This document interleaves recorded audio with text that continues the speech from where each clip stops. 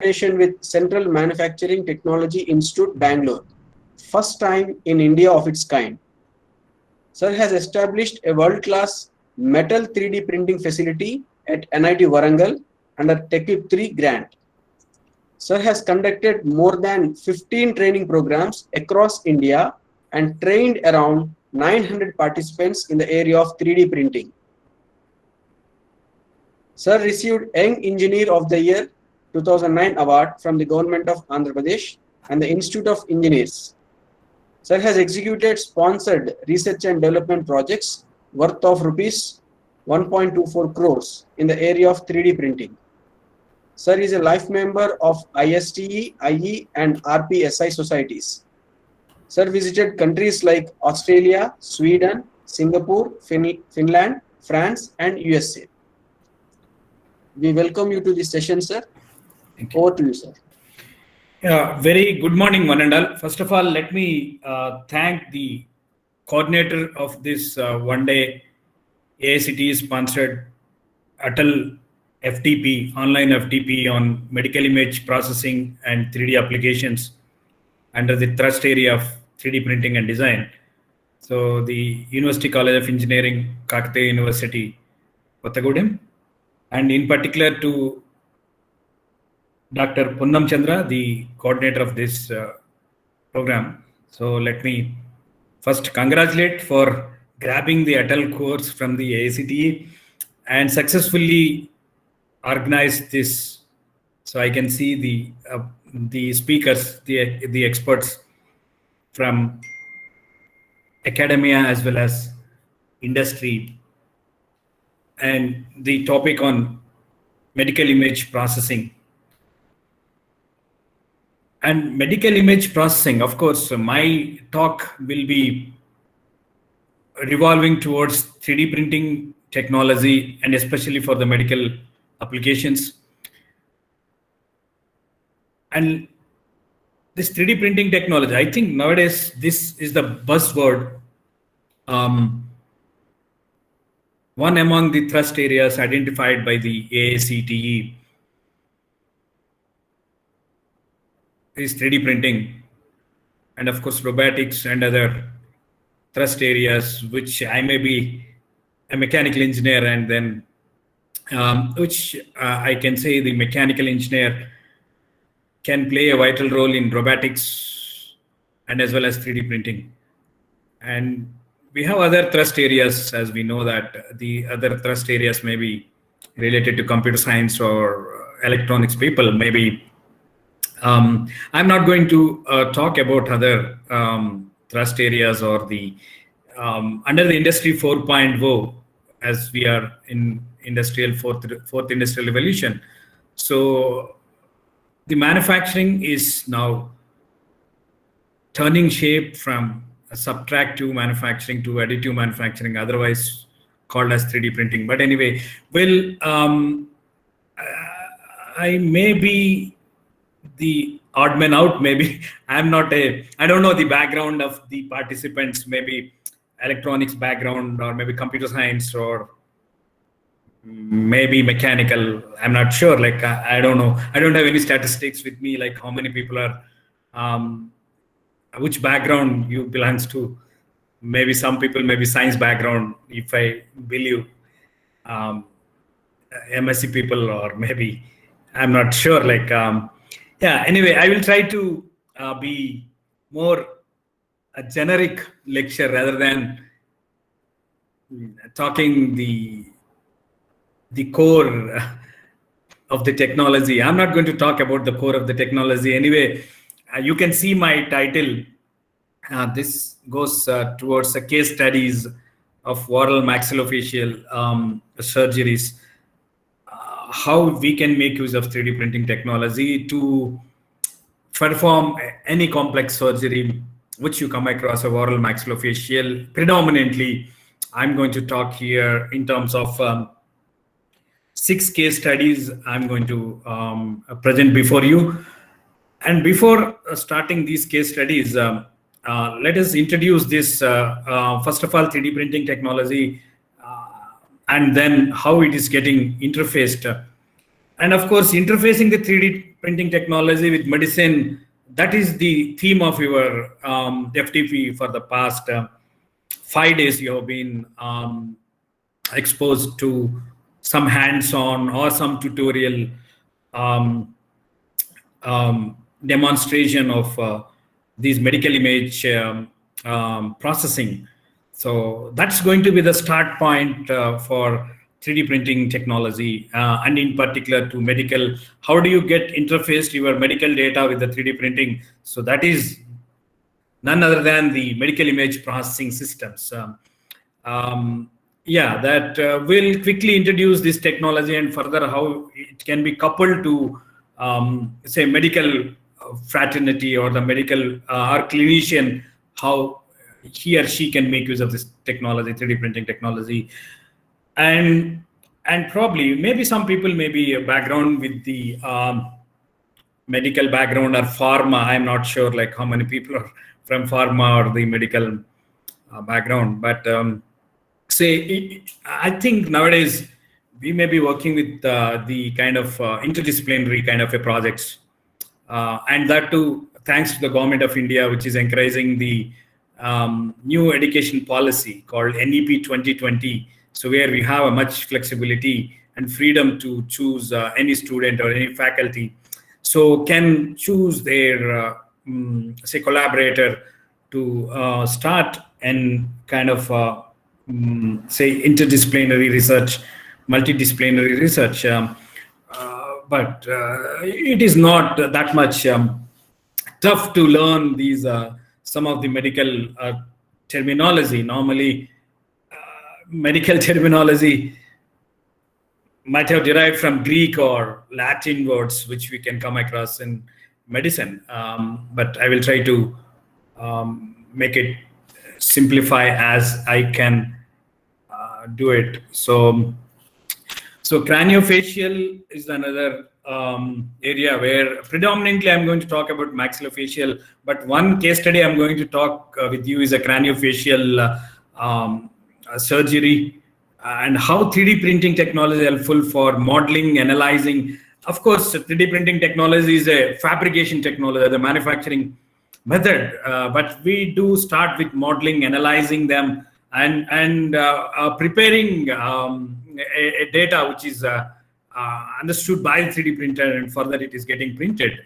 So then let us focus the first case study on the craniofacial case study and one dental case study, and 4 case studies predominantly on the oral maxillofacial case studies I'm going to discuss, maybe in terms of a reconstructive surgery, or in terms of say TMJ ankylosis, or in terms of say basically these 3D printed models, which it can be used for several folds, that will come to know from the next slides. So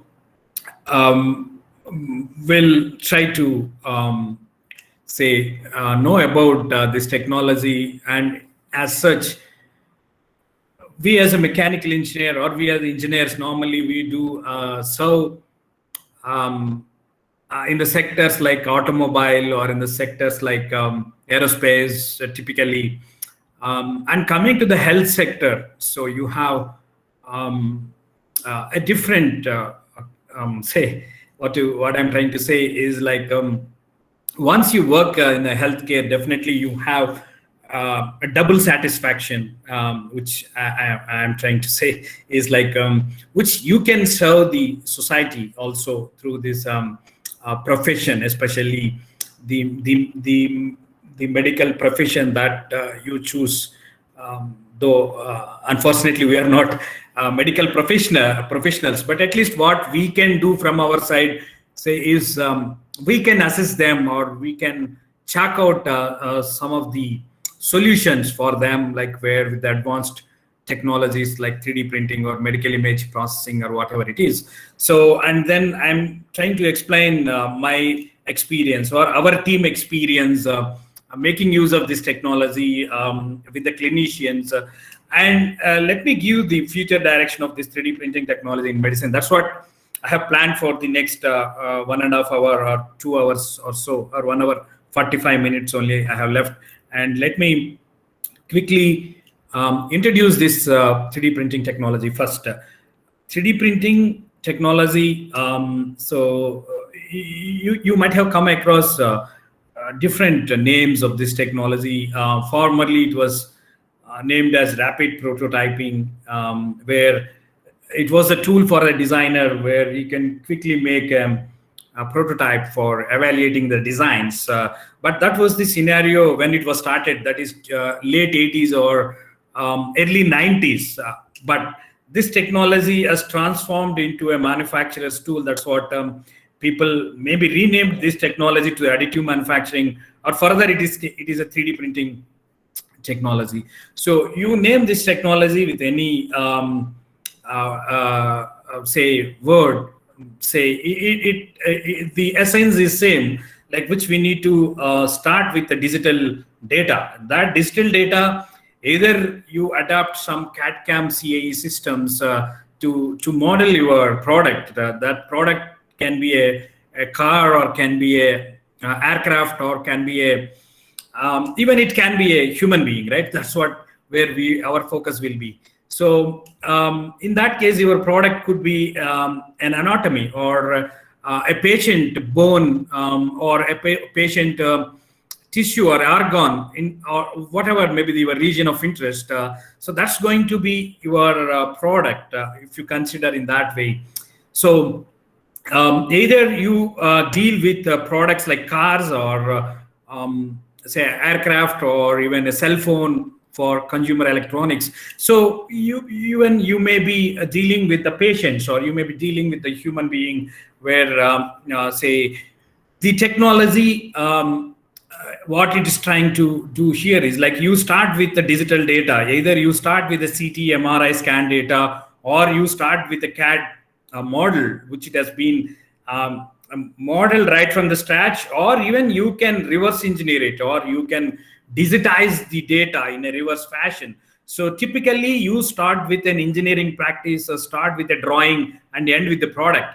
But whereas in reverse engineering, you start with the product and end with the drawing. So which is quite a reverse to the engineering practice. That's what you will call as a reverse engineering.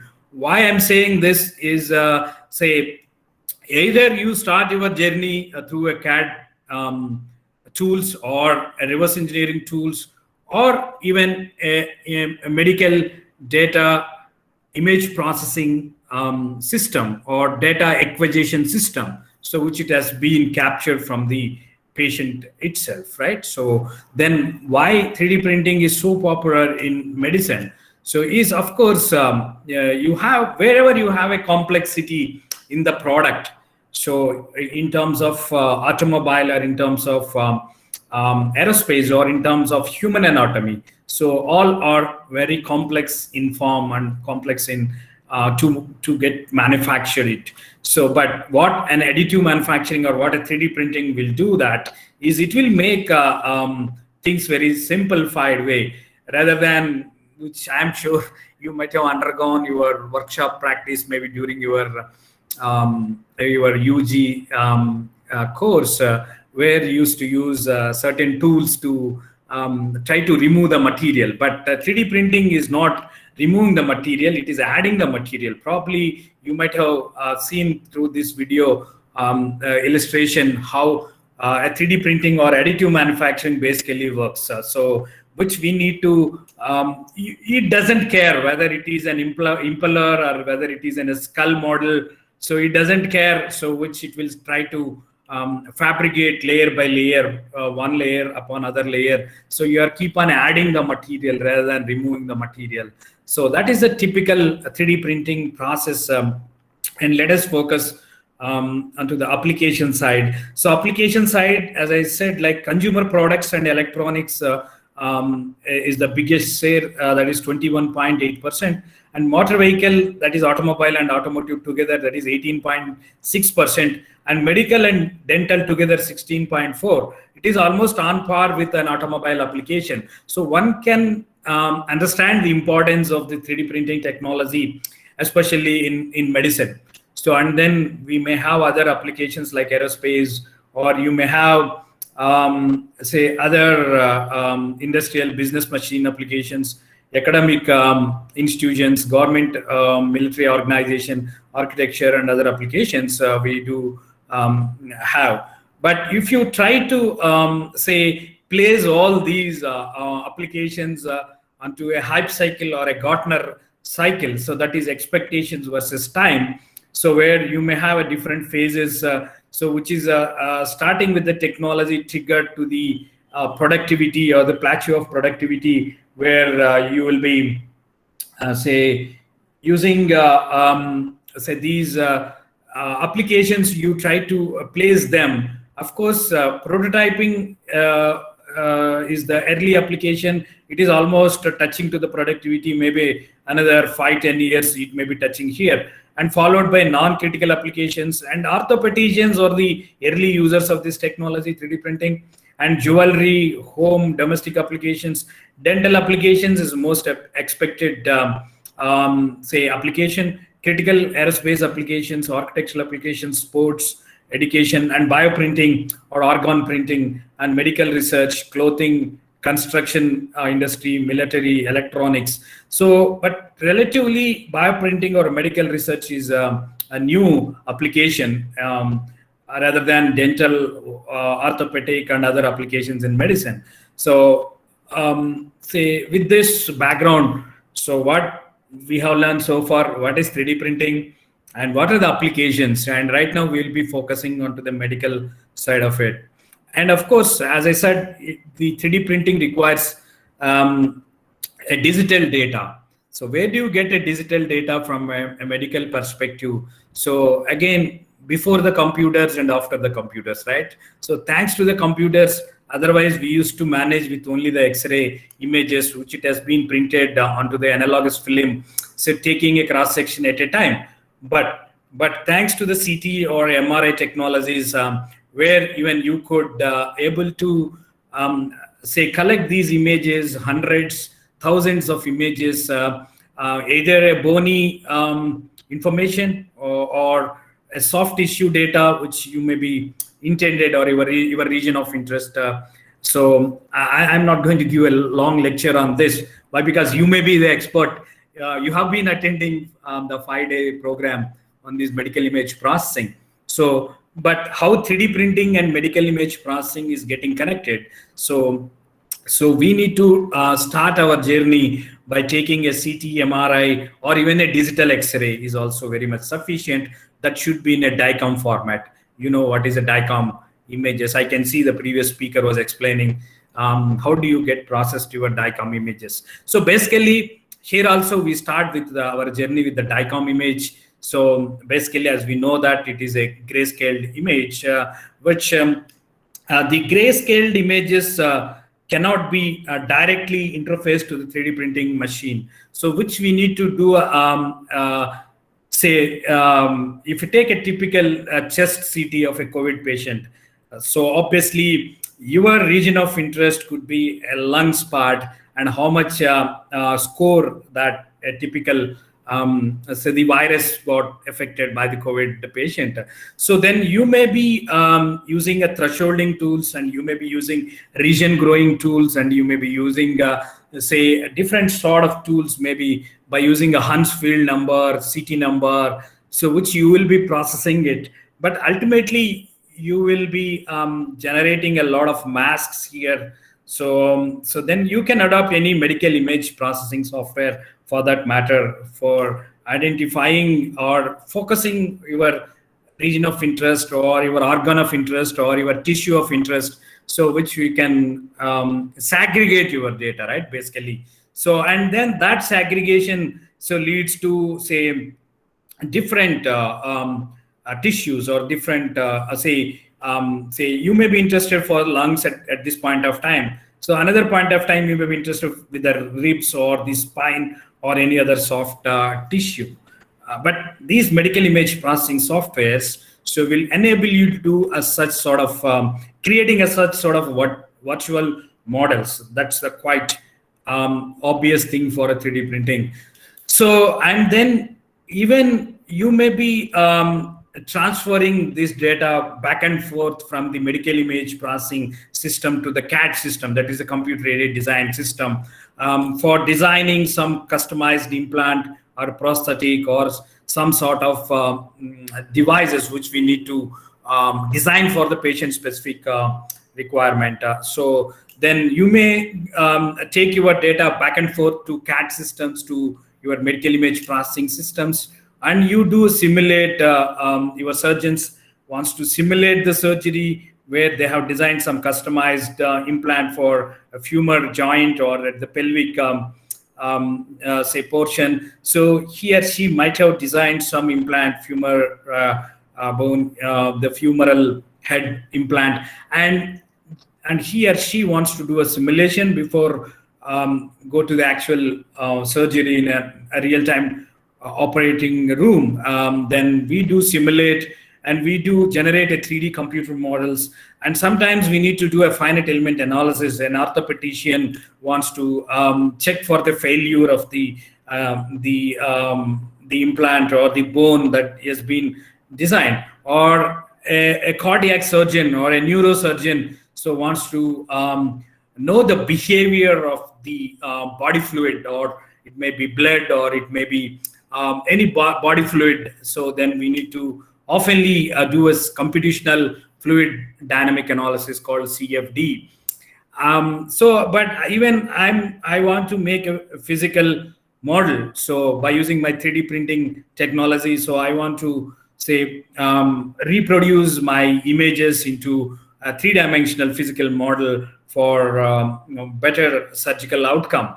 Maybe you have some tumor, so where your oral maxillofacial surgeon or craniofacial surgeon wants to operate it on this. So which we need to even further not stopping your journey at the digital level or at the CAD tools itself. And then I want to go beyond the digital. I want to make a physical object, and then I want to make use of for my surgery. So then in terms of 3D printing technology, you can do that job. And then design validations can also be done by using your any sort of medical image processing software. So I hope you may be familiar at this point of time, maybe for the past 4 days, 5 days, you may be exposed to all these softwares. So let me summarize what we come across the 3D printing. I may be mentioning here a very few softwares, but which we have been using a software called Mimics for doing this sort of medical image processing application. So we have been using a Mimic software, and we do have other softwares also, proprietary softwares to list here, maybe Dolphin or 3D Doctor, Simpleware. I hope you might have taken some of the demos also on any one of these softwares. But these are proprietary softwares. It may be having their own, say, style of operating or the features or the tools that are available. But if you are looking for some sort of open source software, so definitely you can look for a 3D slicer, so which is of an open source or a freeware, which you can download without paying anything to anybody. So, but it can support a preliminary or a basic level of tools. Say I'm a 3D printer user, so just I need to convert my DICOM images into an STL file or into an AMF file or into a 3MF file. So that is very much needed for my 3D printer. So then these sort of open source softwares also will create an interface to your DICOM images to the 3D printing machine, or even it can be any other interfacing like FEA analysis or a CFD analysis, or even it can be a CNC machining, or we can make use of that. But particularly you may be designing some customized implant, but you have a different capabilities.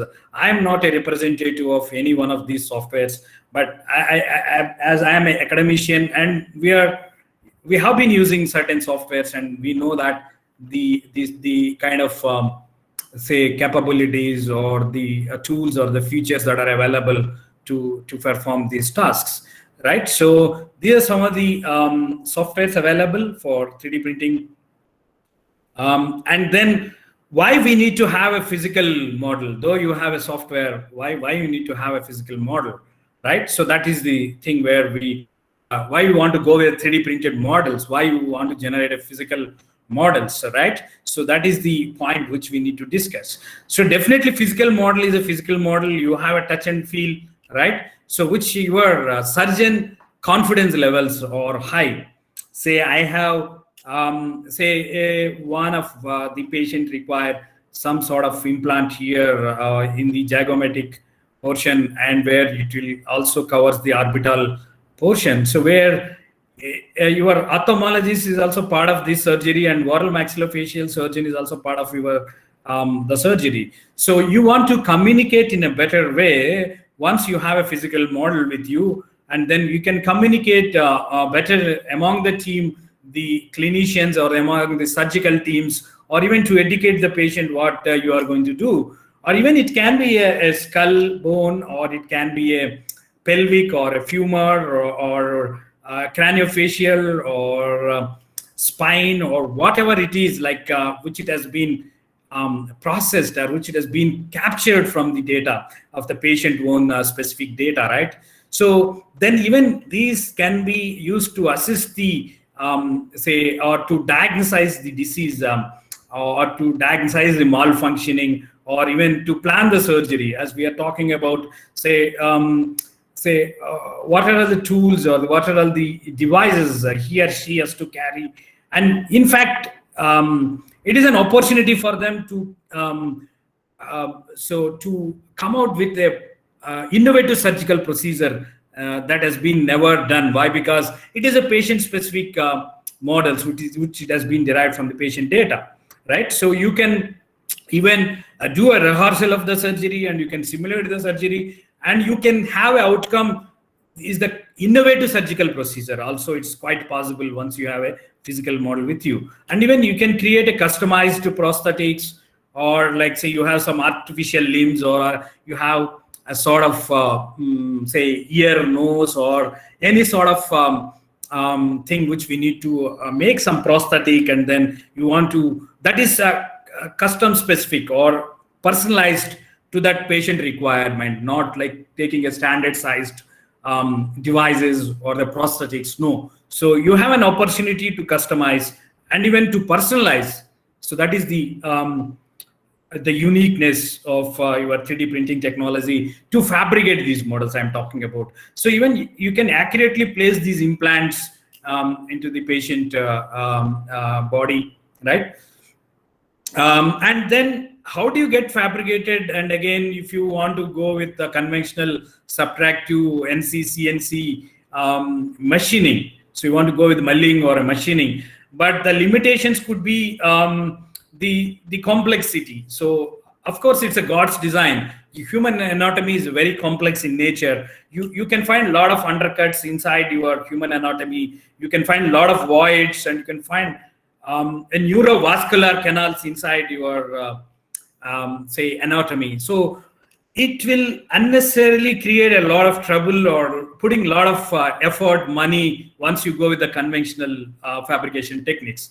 But in the form of additive or 3D printing, it will make life simplified. So without writing any complex programming stuff or materials, and which we need to go with some autoclave methods or any sort of sterilization method which we has to perform while it is being carried into the operation theater, or it has been implanted inside the human body, right? So yeah, and see the typical general procedure for the medical 3D printing practice, which we need to start with the CT, MRI, or any sort of PET, or even digital X-ray is sufficient. You bring your data in a DICOM images. So those DICOM images can be processed in any one of your medical image processing tools, and let us reconstruct those images into a three-dimensional model, into an STL file or AMF or a 3MF file, which my 3D printer can recognize. It cannot directly take a DICOM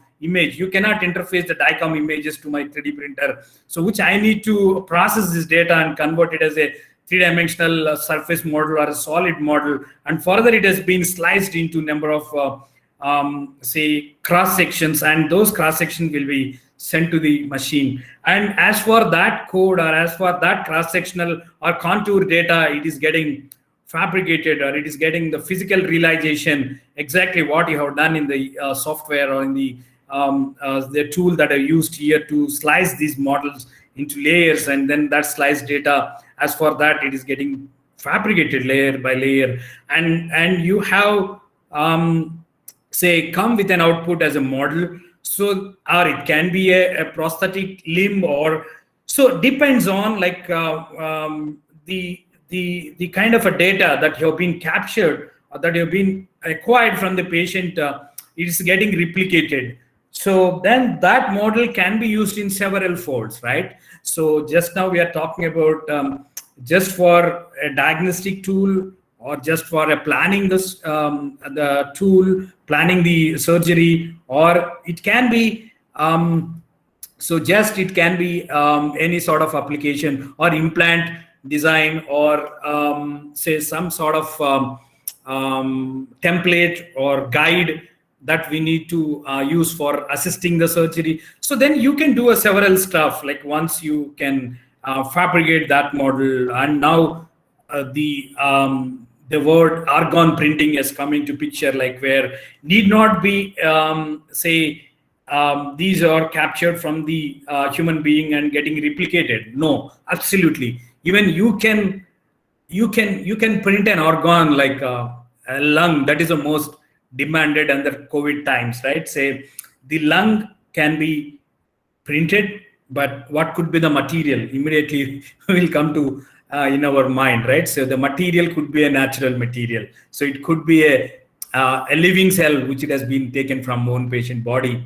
Need not be say metal, or need not be an engineering material. Even it can be. You have such kind of a flexibility in terms of bioprinting or argon printing. Then let us focus onto our discussion. Yeah. So how do you develop a medical application? So that is either through a CT MRI or a reverse engineering data. So I hope you may be very much familiar about CT MRI, but I'm not sure whether you are exposed to a reverse engineering or a 3D digitizing sort of devices, which you may come across by using some sort of probe, or by using laser scanner or white light scanners, which you can even capture the outer surface. So that is one way of doing it. Or even CT MRI will give you the internal geometry. But you are looking for outer surface anatomy. Say for example, you go to dental, or if you go to the artificial limbs, right? Where if you go to Jaipur, we are very good. Jaipur is very strong in making a prosthetic artificial limbs, right? So where your idea is to capture the outer surface of the leg, or it can be a mouth, which it has been captured and taken an impression from the mouth in terms of dentures, in terms of dental cash, right? So where you never have a soft data, where you never have a digital form of the data, which it has been captured from the patient mouth. But typically we may go with sometimes, but not all the time. Majority of the time you may be going with the CT MRI examination, but rarely you may come across laser scanning or a touch probe kind of a scanning systems to get the outer surface data, right? So let it be either a outer surface data or a internal data, like which your region of interest could be, and either it has been collected from the patient, or a dry bone, or a cadaver bones, or prototypes.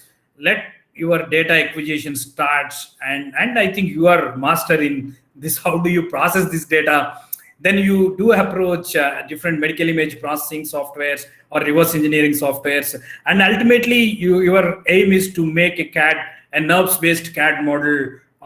Say then that model is my intention. My 3D printing machine can take only the CAD model. So then you may make use of these tools to process your data, and where you can print your model. So that model which we are talking about. It can be a surgical aid, or it can be planning the surgery, or implant, or tissue engineering applications for scaffolding or surface.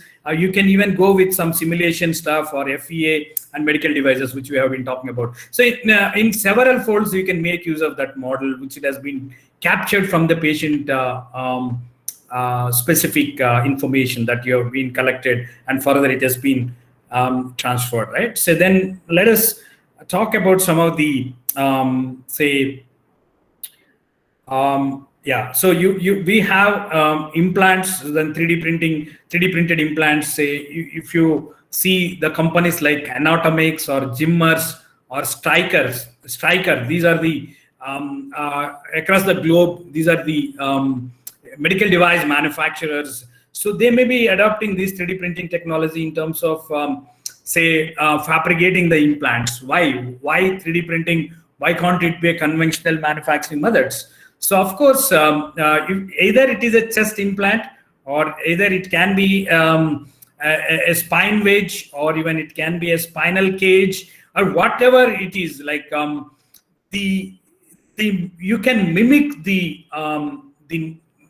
anatomy, you can mimic the structure, and you can mimic the porosity, even the native bone that a typical patient is having. As we know that, so we can standardize these products if you come to engineering side, but clinicians or the medical professionals doesn't have that chance to standardize these devices or these products. Why? Because each human being is unique in his dimension, in his form, right? And within the same guy and within the same human being, and once you put up age and your bones getting deteriorated, right? So then you may be subjected to osteoporosis, right? So but the thing here is, what is the way that we can mimic this sort of structure, right? So that is through 3D printing, which you can mimic, whether it is a porous, whether it is a solid structure, solid bone or porous bone. You can exactly mimic it, and then we can implant it, right? And then the material is going to play a crucial role here that we'll discuss if time permits. So which we have the implants, and even it can be a planning the surgery. You have a pediatric heart surgeon where he or she has to operate on a month's baby or a day's baby. Heart surgery has to perform, right? So nowadays you have a lot of FDA approved systems, tools, softwares. So for making use of these models or processing the data, and you get a certification from the regulators like FDA or any other regulators which it has been subjected to. So you can get those sort of things here, or even you can make an orthopedic cast. You can make a lightweighted structures. That is the beauty of this technology. So you can mimic the biology, right? So you can mimic the nature. You can mimic the cell structure. So you can mimic the lattice structure, right? So which it is a lightweighted structure. Either it is an aerospace industry or a medical industry, which you may be focusing onto this sort of lightweighted structures, which it has been, the design has been taken the inspiration from the nature, and it has been getting fabricated. You see in that perspective, design is not the goal. So fabrication is your goal. So then how do you get fabricated these structures, right? That's where 3D printing is playing a vital role under this industry 4.0. And anyway, which you may be looking for some sort of drug delivery system, like which you want to personalize, you want to customize, or you want to personalize the medicine. So you want to give a different dosages of the pills. So we need to customize as for the patient requirement. So then this can be also used for a drug delivery, a technology which it can supply a personalized drug system, right? So anyway, so let us focus to our case studies, which I'm going to present here, the 6 case studies, as I already said. So which pertaining to, some of them are dental, some of them are cranioplasty, and some of them are maxillofacial. I'm going to touch these three departments. I'm not going to present anything related to orthopedic, though we worked with some of the orthopedicians. But during this talk, I'm going to present these three areas. And even it can be extended for the biomedical devices, biosensors you can fabricate, biomems devices also can be fabricated through 3D printing technology. And if you're looking for some sort of microfluidic devices for bioseparation and bioprocessing, so that is also possible through a 3D printing technology. And sometimes you may be using for augmented tangible molecular models for research and education, or some anatomy class, which the cadaver bones will create a lot of problem to to preserve these dry bones. But once you have these sort of technology, even it can be a R&D purpose, it can be a educational tool, or even it can be a tool for a surgeon or any clinician. So it can be a conjoined twin separation playing a role, or even it can be a oral maxillofacial reconstruction, craniofacial implants, finger joint design fabrication, knee joint design fabrication, and oral maxillofacial, and any sort of prosthetics or orthopedicians. So which we can have a tons of literature which you can find how 3D printing is serving as such in the medical community as such, like how you can integrate this technology to medicine, right? So that is quite phenomenal. So let us focus to our 6 case studies. As I promised you that I'm going to explain the 6 case studies.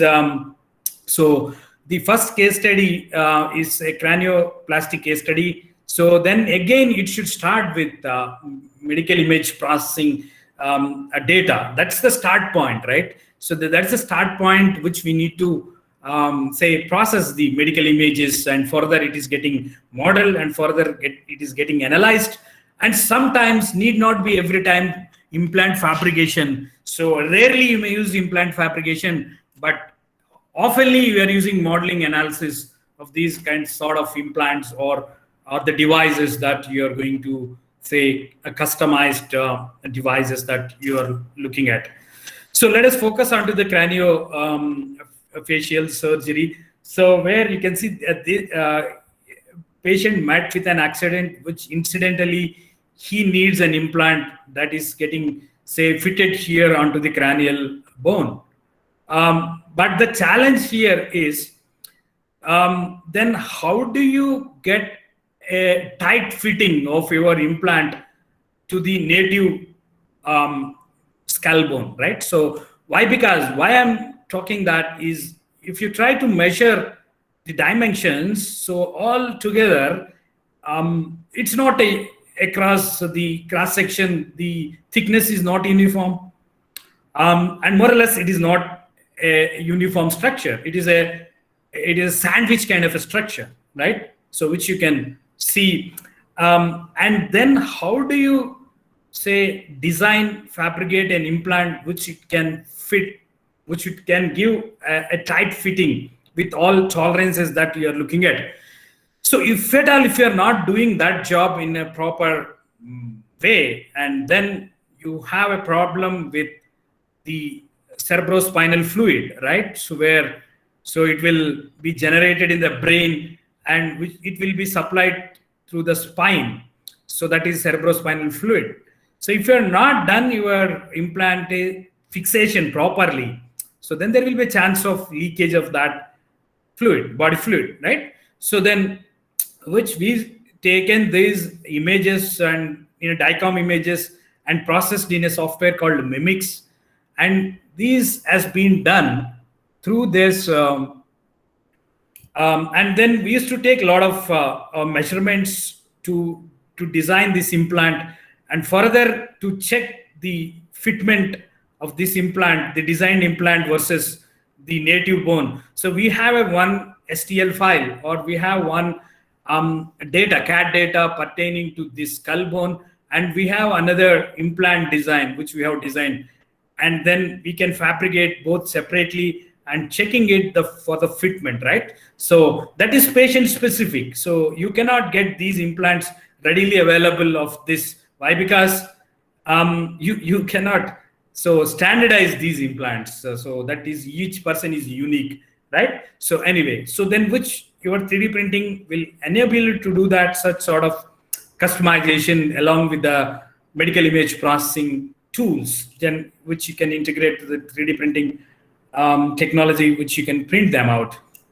So, and how do you design if your defect is, say, asymmetric defect, or you have the symmetric defect or the symmetric deformation? You can take the advantage of the mirroring plane, and you can copy the survived side to the defect side, and you can somehow manage to say design, develop an implant.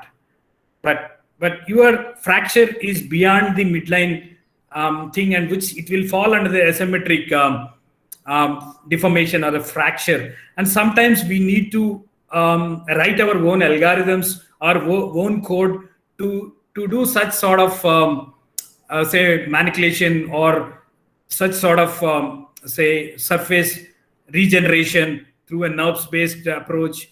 And then other aspect here is the fixation points.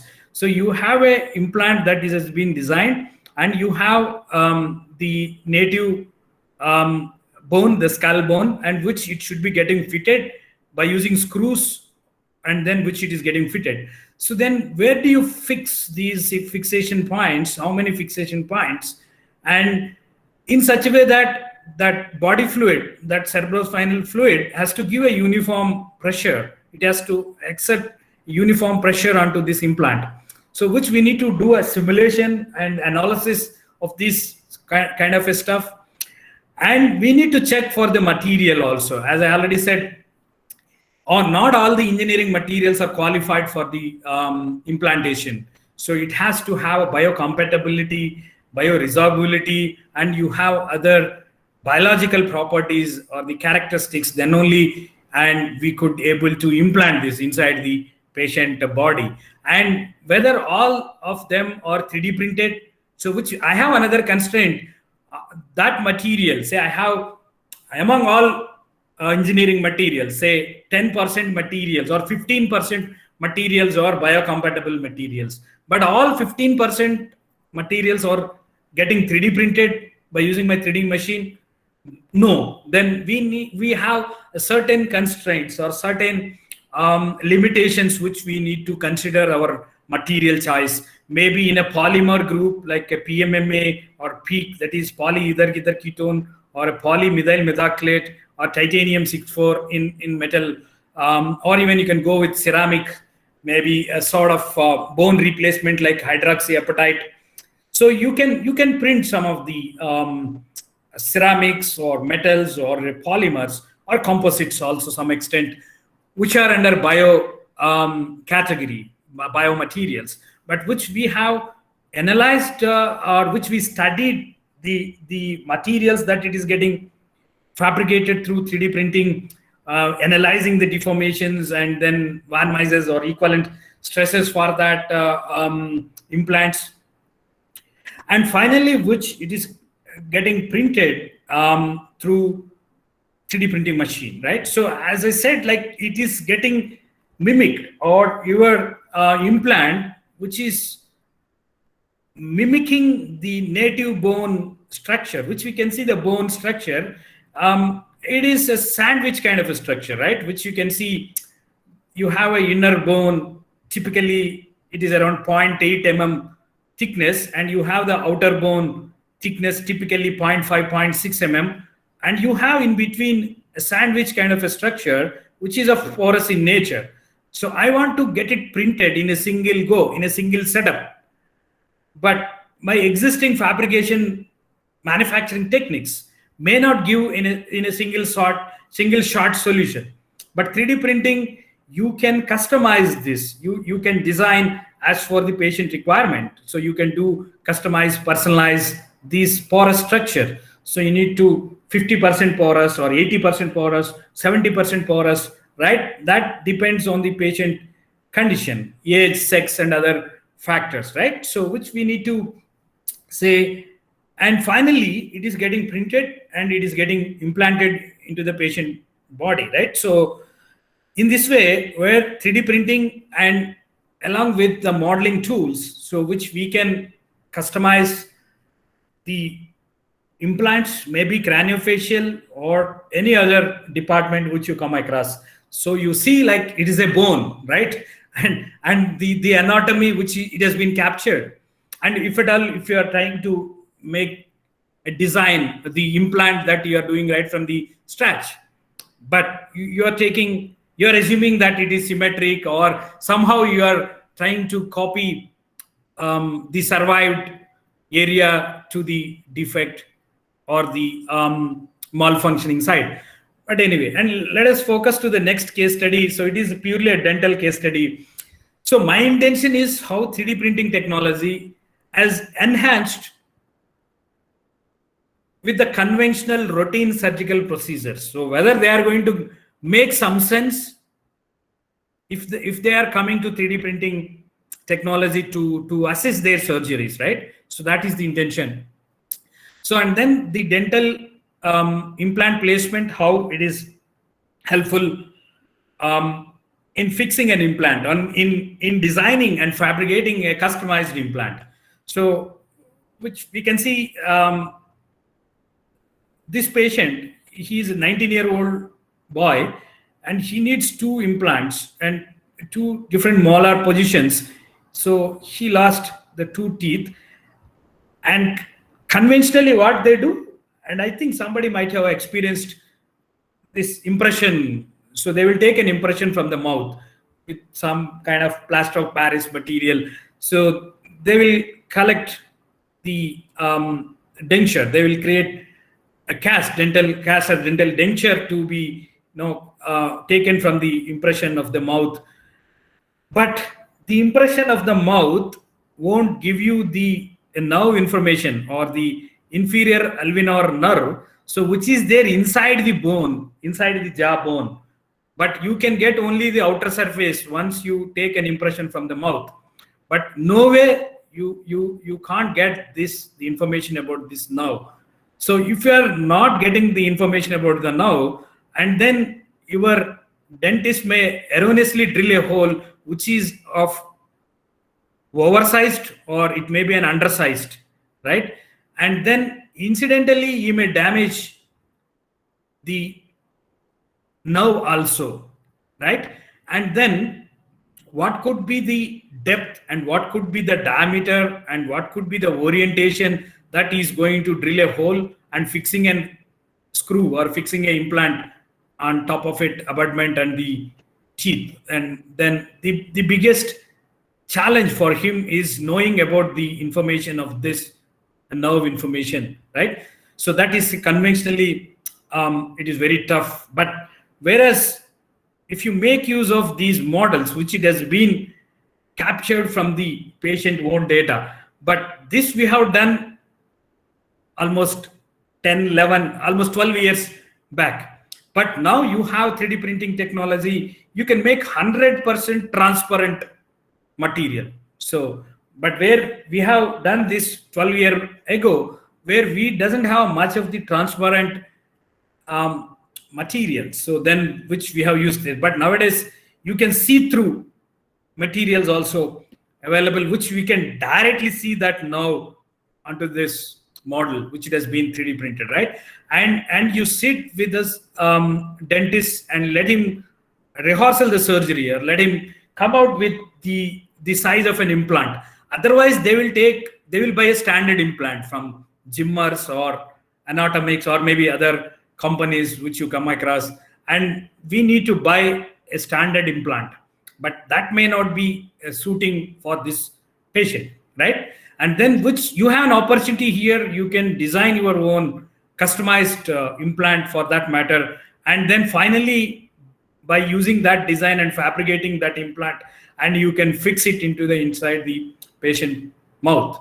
So where you have done a rehearsal surgery on these models, which it has been captured from the patient, right?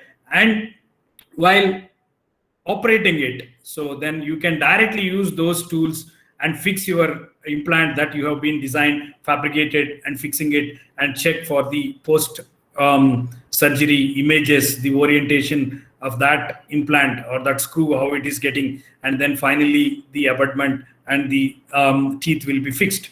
So in this way, where our 3D printing technology helpful to give a customized solution, right? And then we'll move on to the next case study, that is the mandibular distraction osteogenesis. So mandibular is a lower jaw. So and then distractor is a device, and osteogenesis is a surgical procedure, like which you cut the bone. Basically, you cut the bone, and bone will be having its natural growth. It depends on age, gender, and other factors. So then you're going to make use of some sort of device called a distractor to guide the bone growth. So to guide somewhere we need to twist. Basically, you are trying to reconstruct or orient, or you're trying to do that stuff, taking the help of natural growth of the bone with the distractor, and which we are trying to do that. And how 3D printing is going to helpful here, right? That's the thing which we need to focus on. So then, which we can see, she's 8-year-old girl, and which we can see the abnormal growth of the again mandibular jawbone, and she could not attain a normal opening 4 to 5 centimeters of the mouth. That's the thing where we need to whatever I'm trying to say, that we need to twist this bone. We need to see, and then how do you analyze that on seeing this patient, right? So though you may start with this is another orientation which we can see the abnormality of the patient, which is an abnormal growth of the bone, and which we can approach the medical image processing tools to reconstruct the mandibular bone, taking a CT data, DICOM images. Further, it has been processed in a software called Mimics. And once you have done that, and then you have this model, right? So this model further you fabricate through 3D printing machine, that I will come to know at that. And then you have a distractor. This is what I'm talking about. Say what they do, they cut the bone, they leave it, and then it will be having the natural growth. And you have this distractor and screw kind of a distractor, which we can see here, and it will slowly stretch this bone, and even depends on like whether it should be twisted, it should be elongated, or it should be stretched, or those kind of thing, which we can even you can develop this device based on the condition of the patient. Again, we not go with the standard devices that are available, right? And then this is what I'm talking about, which we have captured the CT images and have done the medical image processing, and then converting that as a solid model in a STL file, and further it has been printed in a 3D printing machine. So typically it is just for planning the surgery and developing a device, and then which we have printed in ABS as the material, a polymer material. It is not going to implant, just it is a model to plan our to devise our instrument. So then, which we can see the abnormality, which we can better know about by printing these models, and which we can see the ramus height on the healthier side is this much length, right? But whereas you can see the defect side, the abnormal side, and which it should be stretched, like say it should be of this length, this ramus, and should be stretched to this length of this ramus, and it should be getting twisted, right? So then all that sort can be done by using that distractor device. So then that will be designed based on this patient requirement. So that screw can be rotated. So with a single rotation, how much advancement, total advancement, how much the twisting movement and twisting should be done, and straightening of this so can be done.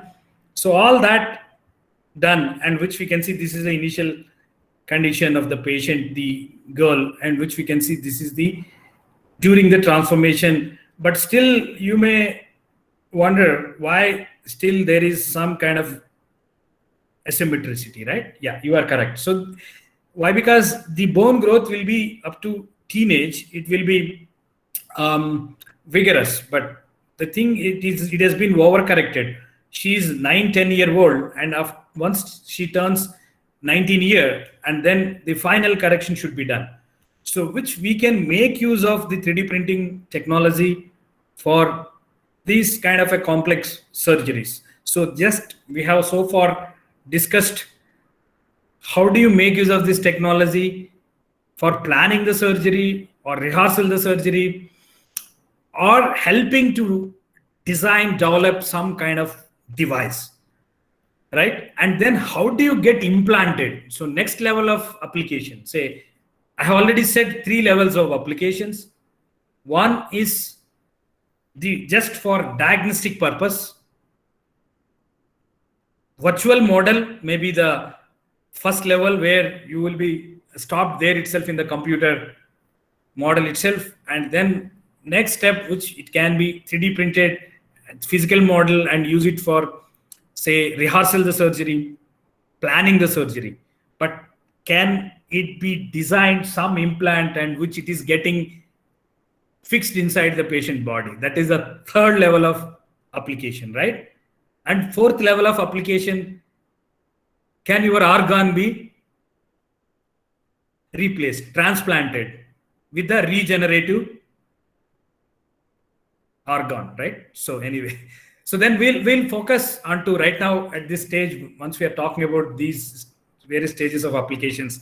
So then this is a cancer patient, and this cancer patient, and otherwise it is an ameloblastic fibroma of mandible. This is a reconstructive, bone reconstructive surgery, where we can see from the X-ray images, this part should be removed. So from anyway, it is cancer bone, which we need to remove that. And again, your medical image processing tools has to play a vital role. Then you start with taking a DICOM images, further reconstructing this model, and now make use of tools like Thematic or Mimic software, or any sort of softwares that are available in the space, and then you can make use of them.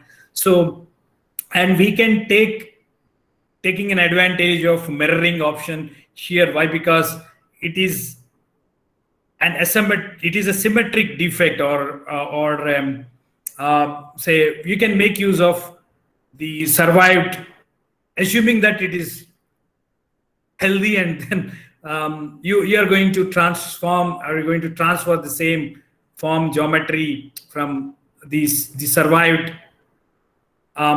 side to the defect side, right? So then you can make use of the tools for that matter to design your implant.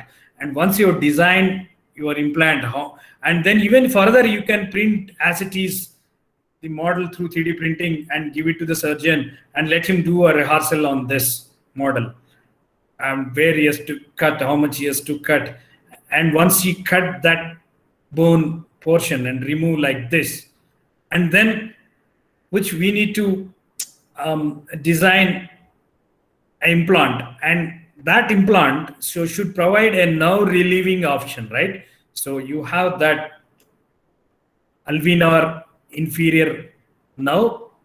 That nerve will come from this condyle portion, and it has to cover inside the implant. It should go and it will touch the mental foramen, and again it should come back from the other side of the condyle, right? In this way, which you can see from this side, it should come out, right? So then incidentally you remove this part of the bone, and which you are trying to augment that bone with some implant. And initially this is with the polymer, just for checking the form and thing how it is coming like that. So which it has been printed initially with the polymer based 3D printer. and further it is getting printed through a metal, titanium 64, or even polymers is also quite phenomenal in the recent times, but it will be having its own limitations and the drawbacks. And as we know that 3D printing can mimic the bone structure, as that's what we have been talking about. So you can design a lightweighted or a lattice structured or a bio-inspired structure, which is of say porous, which is of mimicking the bone, the patient thing, and which it will also incidentally reducing the weight through this lattice structures, and which will increase even the osseointegration and the tissue formation, right? So then it will lead to those sort of things once it is 3D printed through this sort of structures, lightweighted lattice structures or the bio-inspired structures.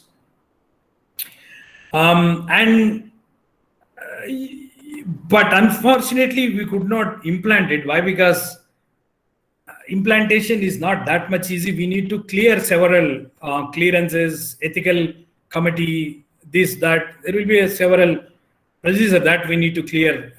But that was our first experience with this implantation. But we could not succeed as an implant application. But anyway, it is very well used for planning the surgery and then using this standard sized say plates, steel plates, and further it has been done through procedure wise, surgical procedure wise. So it is done through a bone grafting technique. Like they will cut this bone and they will take a fibula bone from the leg, and then they will fix it, and they never confined to the geometry, shape, and that it has been removed from the patient mouth, so it never be attained. So but the thing here is they have approached us. Why? Because we have succeeded in the next case, which I'm going to present very soon. So what I'm trying to say here, like if you are finding some sort of difficulty in a conventional surgical procedure which you come across, so then definitely 3D printing will act as a SOS such sort of situations where you can make use of this technology for such sort of thing. And then let me explain the next case study is a successful story of TMJ ankylosis surgery. So if you ask oral maxillofacial surgeon, so what could be the toughest surgical procedure in the oral maxillofacial? So definitely it is none other than TMJ ankylosis. So TMJ ankylosis it's a joint. You know, there is a joint from your mandible to maxilla. There is a joint here which will create a freely articulated. It is responsible. You have one joint one side and you have another joint other side. So these joints are responsible for normal opening, that is 4 to 5 centimeters, and easy articulation, normal biting, normal chewing, and healthy person can do that. But unfortunately, she had a fusion of this joint by birth. She had that problem. So this joint got fused, and luckily one side joint got fused. And God has given one hint that you can copy that joint from the survive to this defect side, right? So that's which we are trying to do that. So anyway, again, the story starts with medical image processing, taking a CT data and processing it. So this is what I'm talking about, which you can see. Are you able to see this joint got fused? But which you can see the other side, it is freely articulated and freely removable, this joint here. But whereas here, it has become an integral part of the bone. But because of that, she could not open mouth even 1 centimeter, hardly.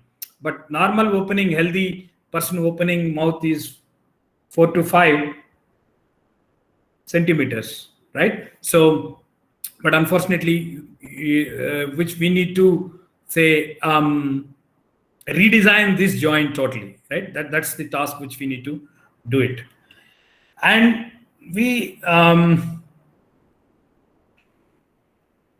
Yeah. This will go into two-level surgery. First, we need to do a distraction osteogenesis procedure. The same thing which I explained in the previous case here, which we need to see the initial condition of the patient, where we can see the alignment of this. Um,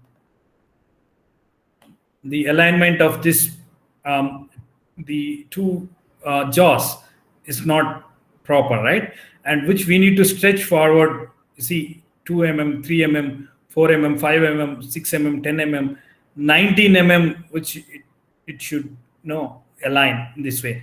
So this, you can do all that stuff here by using these models which it has been captured from the patient data. And this is what I am talking about. Are you able to see this joint got fused?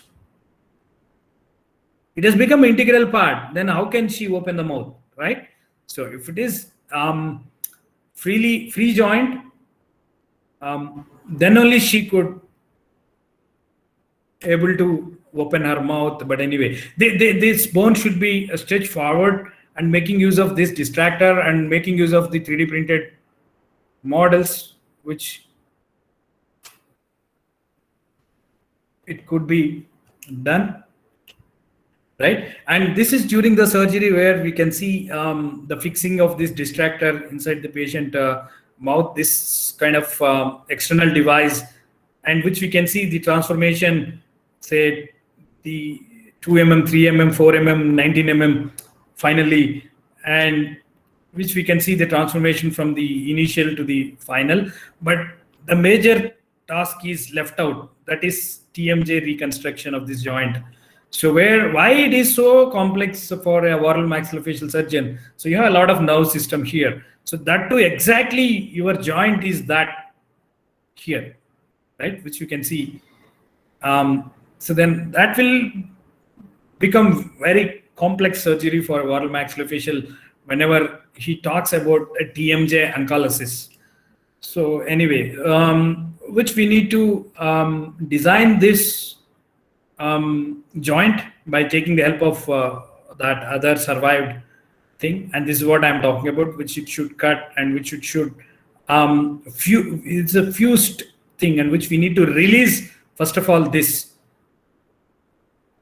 and taking the copying the survived geometry to the other side, and which we are intended to redesign that joint. And this is a design from the condyle portion, and initially we printed with a desktop polymer based printer to see the form and the initial level thing which we have done, and even the disc or the fossa, and where that condyle will come and sit insert here. So that is also captured from the survived side to the defect side, and which these are the designs, and which it is getting printed through initially polymer based printer. This is what I'm talking about, like say, which we have designed this joint as such.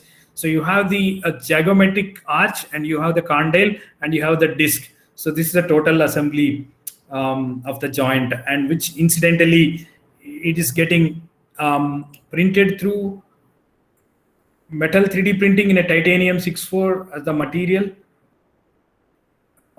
And this is the joint, it's getting fabricated through 3D printing technology, and which it is going to fix onto the patient during the operation. And this is where we have taken the medical image processing system assistance, and further it has been printed through 3D printing machine, and of course it has been designed and fabricated through metal 3D printer and polymer 3D printing combination. And we designed a template also. This template will be used for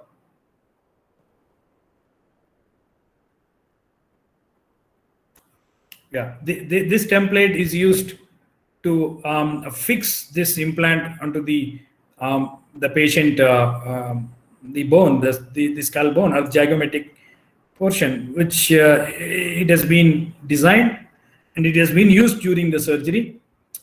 and which we can see this is during the surgery, and myself and my PhD scholar, and we have international collaborator, Professor Anne Gibson from Deakin University, Australia. We fix an appointment of this surgery during his visit. We have a collaborative project, and then we have fixed the why, because we took some collaboration help from him to design and fabricate initially these implants. Then, which we can see, this is the during the surgery. That fusion, the fuse of the joint here, once it has been released. So after 21 years, she has been able to open her mouth. She could not because of this fusion of the joint. So she now, after 21 years, she could able to attain her normal opening of the mouth, that is 4 to 5 centimeters. So thanks to the technologies, where otherwise it may not be possible to solve these sort of critical cases or the complex cases, which we can see that designed implant, fabricated implant has been fixed during the surgery onto the upper jaw side, that's a zygomatic side, and which from the condyle the mandible side, and that condyle portion to where it got fixed from the bottom and from the top, and this is a total joint, the TMJ joint it has been, and now she's doing great. Now she could able to open her mouth, normal opening 4 to 5 centimeters, and she could able to attain her normal biting force, normal chewing force, occlusion, all are attained after 21 years, right? So whenever you find some sort of complexity, or you are not able to solve these cases through a conventional surgical procedures, maybe the technology like 3D printing, medical image processing together maybe solve these sort of problems, right? So we can even serve the society, not only making a products, non-living products, right? So we do print cars, we do print aircrafts, aeroplane engines, jet engines, right? But can it be extended the same thing to a human being for the better societal life, or giving a new life, or if it is an organ transplantation? So yeah, we'll come to that. So let me come to my last case study, that is the 6th case study, that is a basal osteo integrated implant, which we can see the patient met with an accident. Incidentally, he damaged his bone and he lost 5 teeth on the maxilla bone, and which we need to attain the nerve relieving option also. And more or less it is an asymmetric fracture, it is not a symmetric fracture. And if at all, if you are looking for some implants buying from the market, if you want to buy from the market, so you can get only the standard sized implants, and that to 1-to-1, you don't have a chance to support of the bone. He lost the bone incidentally, so you don't have a chance to fix 4 or 5 implants here. So then indigenously we need to design, customize, personalized. This is only meant for this patient, right? So you cannot accommodate with the standard implants that are available from the market. So which indigenously we designed this implant, which is taking into the account of the asymmetricity, the nature of the fracture, the geometry, the form, tolerance, everything. And then we do test for the failure analysis of this the implant, and further fitment of it.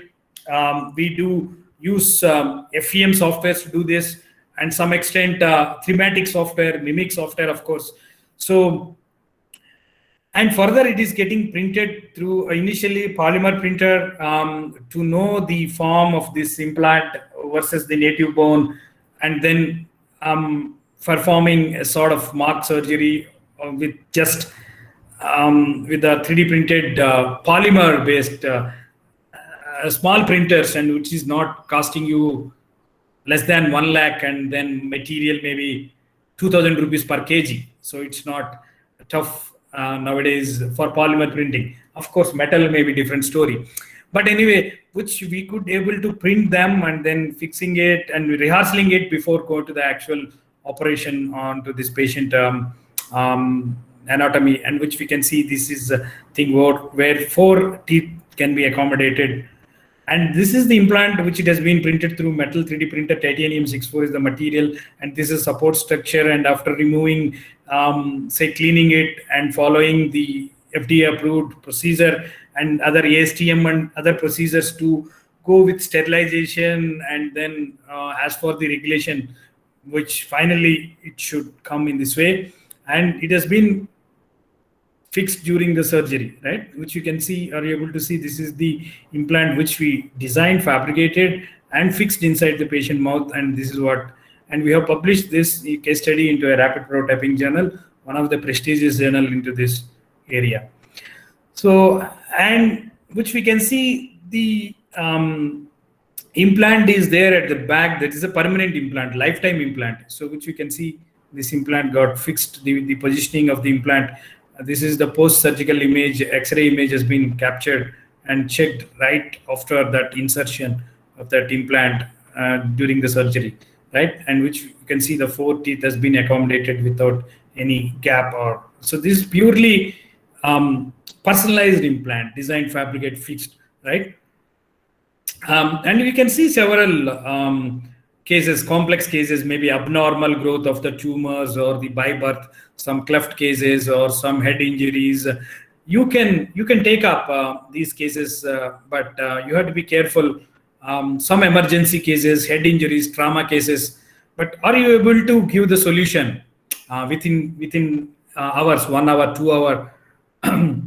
So then only we need to take up those cases. And if it is a long-term pending surgeries, then there won't be much problem to say considering those sort of cases, right? And then so far we are discussing about the replacement of the bone or the joint, something like that, right? So, and then even in terms of implant or a prosthetic, it can be replaced. But what could be the future of this 3D printing in medicine? It's none other than organ printing. What do you mean by an organ printing? So can it be printed a heart, or can it be printed a lung, or can it be a liver or a kidney, or any sort of critical organs that you come across? So can it be printable? Can it be regenerated? So then what could be the material? The same material you cannot use, right? So metal or polymer, or so all these are engineering materials or a synthetic material or the man-made materials, right? So, but we need to think beyond the scope of your, right? Say, then it could be a living cell. Maybe the living cell is going to be the material that it is getting taken from your own organ or your own body. Any living cell that has been collected or extracted from your own body, that's going to be act as your material, right? So it may be something vague if you talk about that, but definitely it is the one where we need to work on that. And of course, people have been doing it, and a lot of breakthroughs are happening. Maybe we do create a natural material, or the living cells that it has been taken, cultivated, and then again it is putting back into the patient body. Maybe heart, maybe any sort of complex organ that we are looking at. So let me summarize the organ printing or say bioprinting is all about.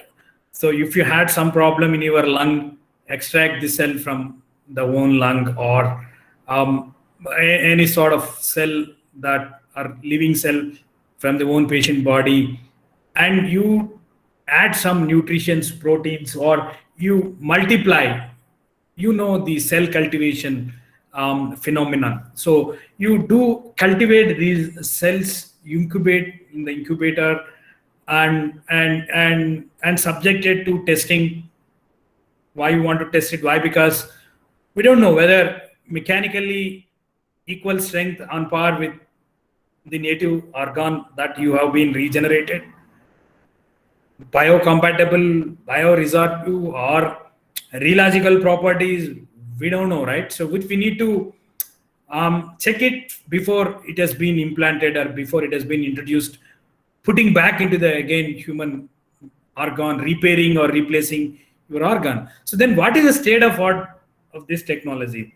So far people have successfully done regenerative blood vessels, regenerative skin, even bladders also people have been done. But if you talk about complex organs like kidneys or a liver or lungs or a heart, definitely we need to address several challenges. But time may be the answer for that. You can find a lot of breakthroughs in this direction, right? So hopefully down the lane, 15 years, 20 years, we never predict the future. Why? Because the breakthroughs are giving us some hope. It may be possible, right? Yeah. So let me conclude my talk, and before handing over to the organizers, let me summarize what I have done for the past one and a half hour or 1 hour 45 minutes.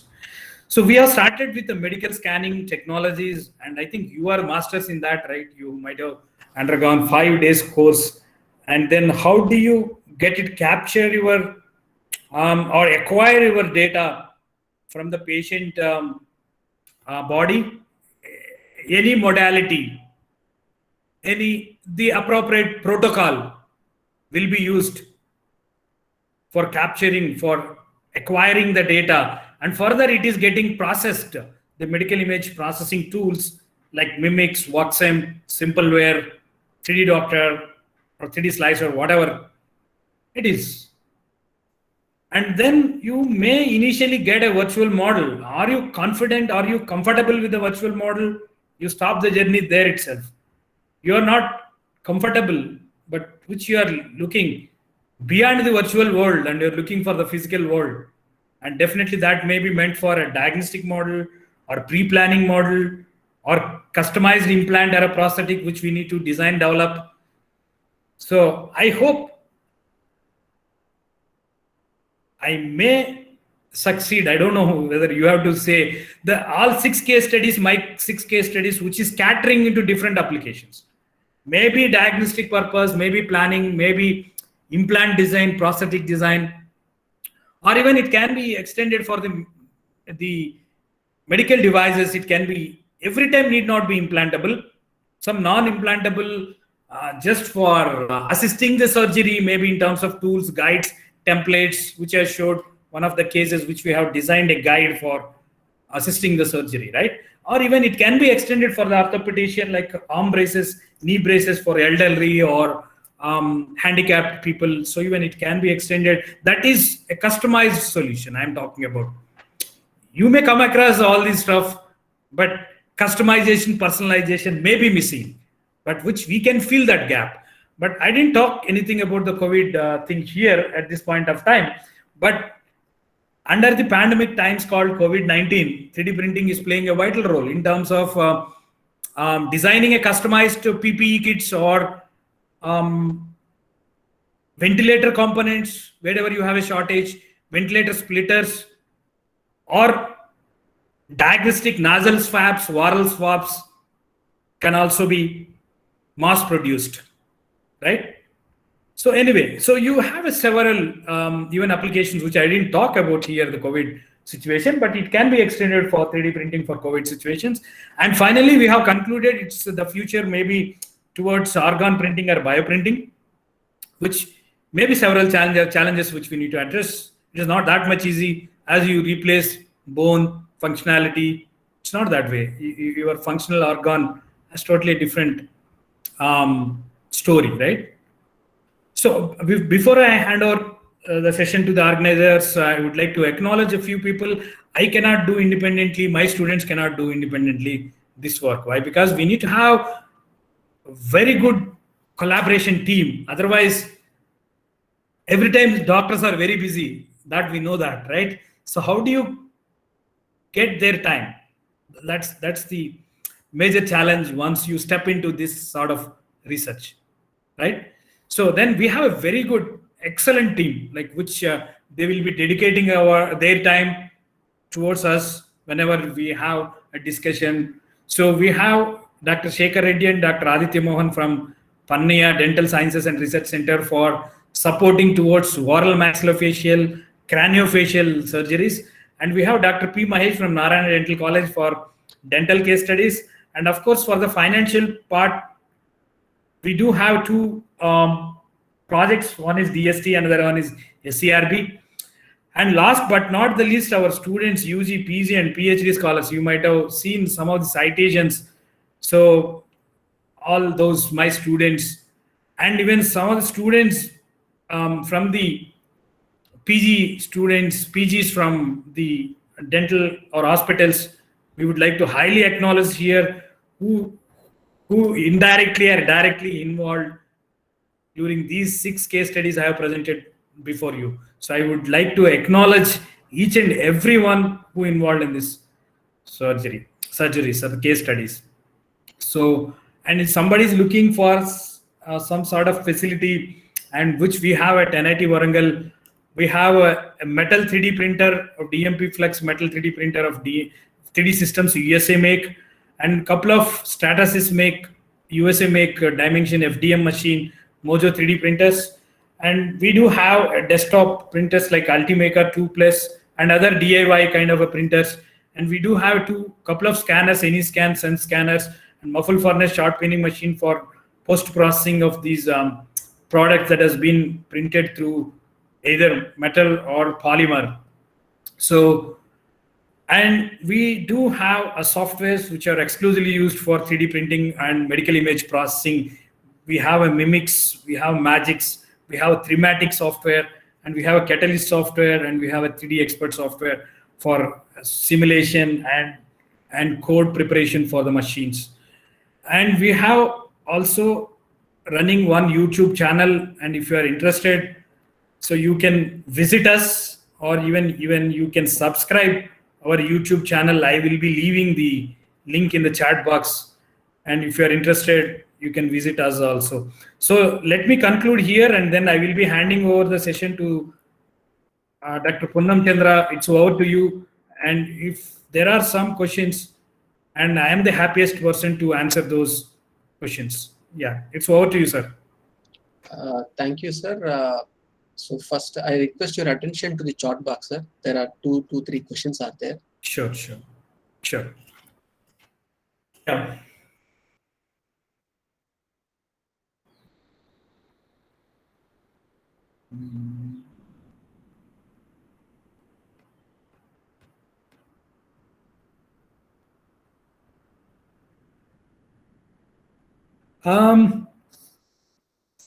Namita, there is a question from Namita.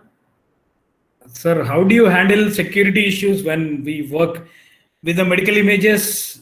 Is it the question to me or not? Okay, no, I can see some questions in the previous session also, but anyway, it may be after 11:30 only. Yeah, I'm sure. Yeah, medical security. Strangely, yeah, actually, definitely you may. Definitely the sort of security, especially if you're working with the digital data, that is threatening us to have a sort of data. Even it can be medical data, even it can be a engineered data, even it can be any sort of confidential data, and you are transferring this data across different platforms or different forums and different servers. So definitely security issues can so then you may be in the right position to tell you, maybe you may use some sort of blockchain, or so I may not be expert to to talk on those kind of technologies or tools available under Industry 4.0 or fourth industrial revolution. So definitely I do agree with you, like the security, the cyber laws has to be rewritten.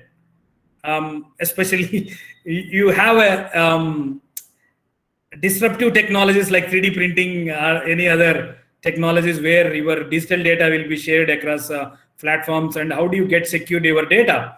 Yes, if you go to companies like GE, General Electric, or if you go to companies like Siemens, and if you go to companies like Rolls-Royce, so they do have, I'm talking about of course, some sort of engineering applications, but it can be very much applicable for the medical space also, where we need to protect our data for tampering or for storing the data. Maybe it may not be much tedious, maybe for medicine as far as it is concerned, but definitely we do protect our data against these thrust, or any stolen or any tampering of this data.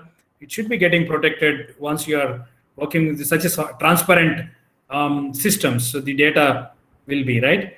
Medical image processing, open source software for 3D printing and imaging different operations. Yeah, I have already 3D slicer, as I already said.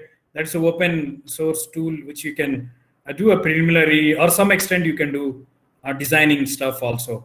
Maybe converting the DICOM images, and some extent you can do some tools which are available in the proprietary softwares, but maybe different capabilities. But I don't want to comment on that. But you do have a 3D slicer. You can start working on that. It's a very good tool, open source software, which you can do several stuff. 3D visualization, medical X-ray, MRI images facilitates to recover as well as the reconstruction of abnormality organs before surgical operation by doctor. Really, 3D image processing, is it a question, or as a great path in medical imaging diseases, abnormality, total? There is a great field of machine learning, current next generation computing systems, medical image processing. I didn't find any question, but he's explaining something. So I think somebody is answering. I'm not sure. Bypass, good question. How to handle? Somebody answered. I am not sure. Punnam Chandra Garu, is a question to me or somebody answered? I'm not sure. So there is a last question, sir, by Sridhara. Last one. Okay. Sridhar. Okay. How to handle artifact?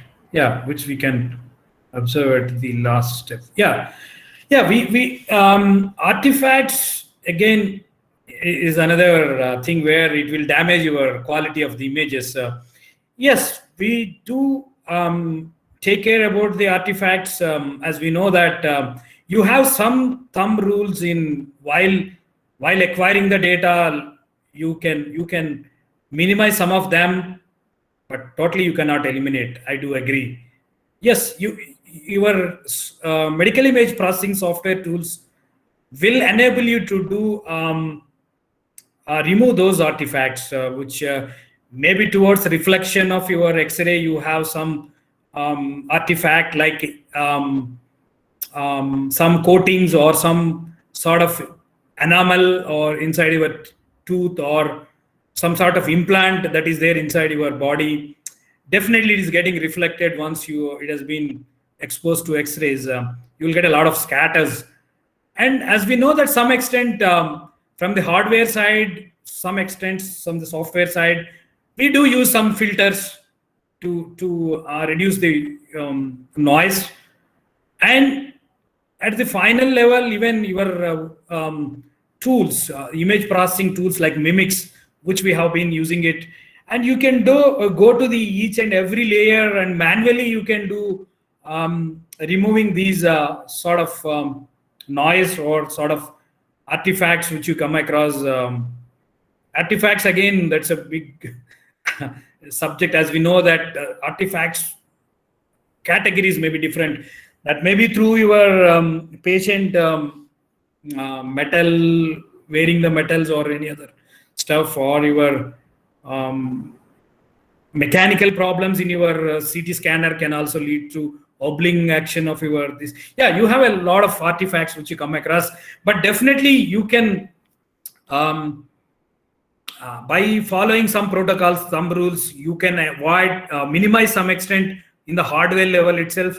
If not in the software, I'm talking about with the software which is come with the scanner, or even with the medical image processing softwares. Also, you can improve the quality of the images by adopting some filters, both hardware as well as software side, both at the CT softwares or at the medical image softwares, which it can be done. Yes, it will be taken care while processing your data. Yes. Participants, if you have any questions regarding the session. Okay, fine. Sir, it was a nice presentation, sir. So the problems in the medical field are real world in nature, and to solve them, there is a need for interdisciplinary research involving ECE, CSE, mechanical, and as well as medical field surgeons. So the case studies that you have presented clearly brings out that there is a need for interdisciplinary research, sir, to improve the patient care. And the society needs academicians and scientists like you, sir, to carry out research work for the benefit of the society. We are very much thankful to you, sir. It was a nice presentation. Thank you. Thank you.